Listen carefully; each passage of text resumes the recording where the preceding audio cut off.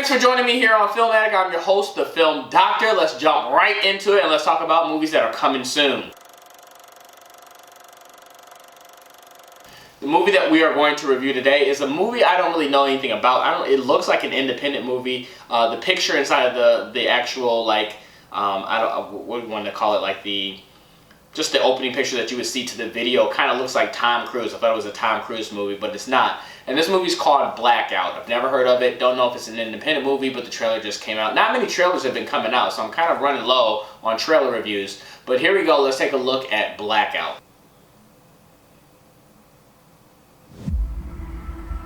Why am I here? Yes. Because it's my military duty. Only 0.5% of the population survived. For every one survivor, there are 1,000 dead. Well, that's not Tom Cruise. For centuries, you believed in someone you'd never seen. Millions just like me will be here soon. They will all want the same thing.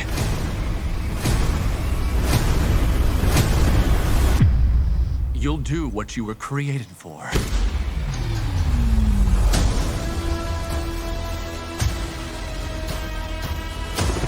As we all know, something happened 24 days ago, and all contact was lost with most of the world.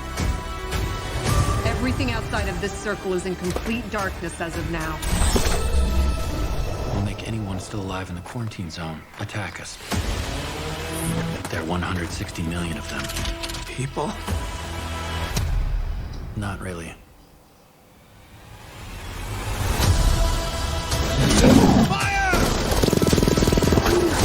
Contact with command is lost, and we're everybody's last hope. Do you think they're going to take Moscow?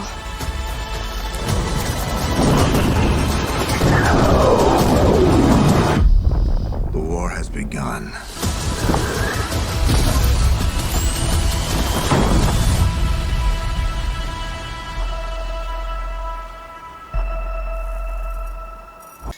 Number one, my apologies, is called The Blackout. I missed the word the. I kept calling it Blackout. But I'm going to call it The Piece of Crap because it's garbage. It looked like Starship Troopers had a baby with Gravity. Like those movies just got together, banged it out, and then The Blackout came.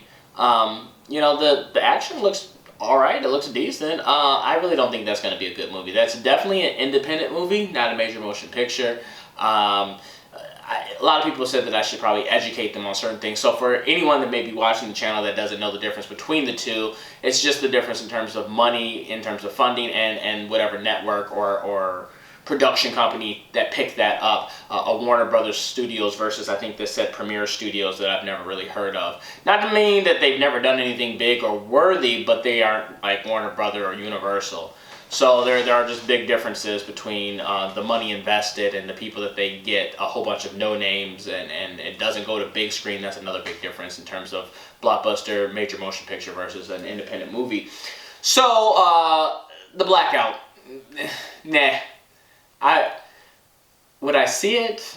Nah. I'm not even gonna. A lot of my reviews, I'm thinking about maybe not even doing movie reviews anymore, like the trailer reviews, because nothing captures my attention. However, I'm just waiting. When the new Marvel movies come out, like those trailers, I can assure you, for sure, my reaction is going to be, like, seriously, like, I'm a Girl Scout, like, selling cookies. Like, it's going to be ridiculous because I'm hyped up about those. Anything that comes out with Marvel. And then anything that's just that I'm looking forward to. For example, Matrix 4.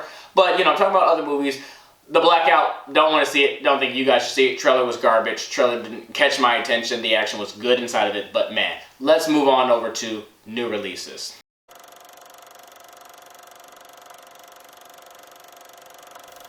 The thing I'm happy to talk about with new releases is that the new release and must-see are both Netflix series. Okay, so this one, I'm not even gonna lie, like I put it on late at night. Somebody had suggested, I was like, whatever, I'm on my phone, I'm playing games while this TV show is going on Netflix. And I'm not even paying attention to it. And stuff's happening, I gotta rewind it and be like, oh snap, what just happened? Why did you do that? Blah, blah, blah. So it got to a point where I still ever so often was like on my phone because I'm just addicted to it. But I also I also was paying attention a lot to what was going on. And this TV show is called Ozark. Now, it's on Netflix. I've never heard of it. The title doesn't even bring me in to say, like, Ozark. Oh my God, I have to see Ozark. Like that, it sounds like a stupid title. The guy that's in it, I mean, I've seen him a lot, but I think he plays in a lot of like comedic movies. So him inside of this serious role was definitely different to see outside of his normal character. It's like seeing Dave Chappelle when he was inside of The Star Is Born and it's a drama. It's like, Dave Chappelle, why are you in a drama? It was that kind of consensus when I saw this guy, and I can't think of his name. I say that I should do like more research on like all the names of the people to be the film doctor, but I want to give that genuine response. Like, let's not review anything. Like, it might be good to come with some type of knowledge, but I'm just going to call him the guy that's in many comedies. You know him when you see him. I mean, I could definitely look him up now, but you can look him up too. Everyone has a phone. So, back to the movie, Ozark. If you haven't seen it, if you don't know what it's about, if you need a series to binge watch during this quarantine, I would suggest Ozark. I thought it to be like a simplistic story just about money laundering. This guy that owes money to like some mafia or some gang or drug lord which is what it started out to be, but it became so much more because as they were trying to find a way to clean that money and prepare, those kinds of obstacles, they ran into other obstacles where they had to launder money and cheat the systems and cheat other people and get in deep with people that were, murderers, killers, etc., etc. And so they're just getting in deep. They're buying all kinds of establishments to try and make up for the money that they invested inside of somebody else's deal that they got deep into. Like, it's all these twists and turns and different people, and there's a family of individuals, almost like a family that belongs to Joe Exotic. Okay, and if you've seen Ozark, you know what I'm talking about. But this family of individuals, he takes one of the girls underneath his wing, who is kind of like his right hand man. And the rest of our family, they're kind of cuckoo crazy. And so I've made it through season 1. It's on season 3 right now. So for me to put this under new releases, and it's really been out for a minute, is difficult to do because I haven't watched season 3, which would technically be the newer season. But I'm about 1/4, a little over 1/4 through season 2. And in all honesty, like, it's really good all the way up to this point. So I highly doubt it's going to be any worse or like it's going to be terrible for further seasons on or for further episodes on. Like, I foresee it to be good all the way through. There's something happening inside of all of them. I won't go to like cinematography, that doesn't capture my eye. The acting, like I said, I've already described with him having a different role. The music, there was some of the music. I love some of the music. There is one of the episodes where they played 2 songs of Biggie's that I've never even heard of. Now, I love Biggie. I love Notorious B.I.G., but I've never heard of these 2 songs. I ended up going to download them. I'm like, when did Biggie come out with these? Why are they hits? Like, they were some really good songs. I think one of the songs was called The Story I Came, The Story About Me, something like that. The Story something. I can't remember the title, but it's inside of Ozark. And so, like, their music choice for, like, certain things like that, I think captivated me. Because it was things I never heard of. Some of those some of the orchestra music that was used inside of that boom, boom, boom, that thriller heartbeat kind of music, that was really good and put inside of some of the best places. All in all, it's just a really good series. It's something that I think you would enjoy each and every episode all the way through. You're always guessing and wondering what's going to happen next. It's definitely worth the watch. It's called Ozark on Netflix. Check it out. So let's talk about movies that are must-see.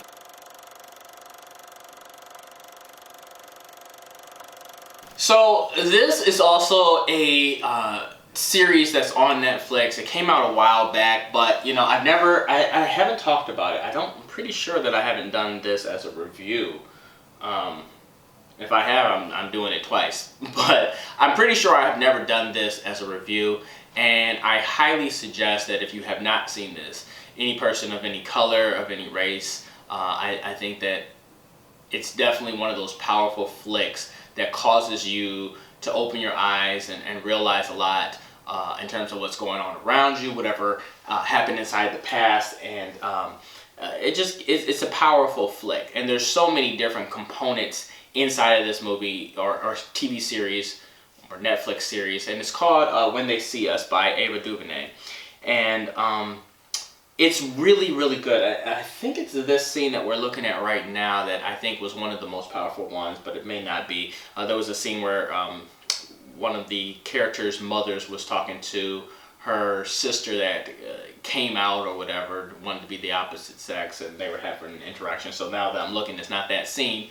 But there were so many different powerful scenes. And so to talk about some of the components that made this series so good, I would say the acting. Jarrell Jerome, who plays one of the guys, not this kid here, but there's another guy where the thing I enjoyed about his performance is that, number one, I think he took on one of the hardest roles where he played a younger version of himself and he played the older version of himself. So a lot of these other people, the kid that you had saw that I thought was him at first, they had a younger kid that they casted and then they had an older version. He's the only guy, Jarrell Jerome, he's the only guy that played the younger and older version of himself. And in all honesty, I really honestly would have thought that all of them did that. Like they shot this film back when they were like 12, 13, 14, and then they waited 10 years until they were older, just because kind of all of them kind of looked and resembled that. But his face, obviously because it's him, for the younger version and the older version, they were recognizable. So I was like, dang, like,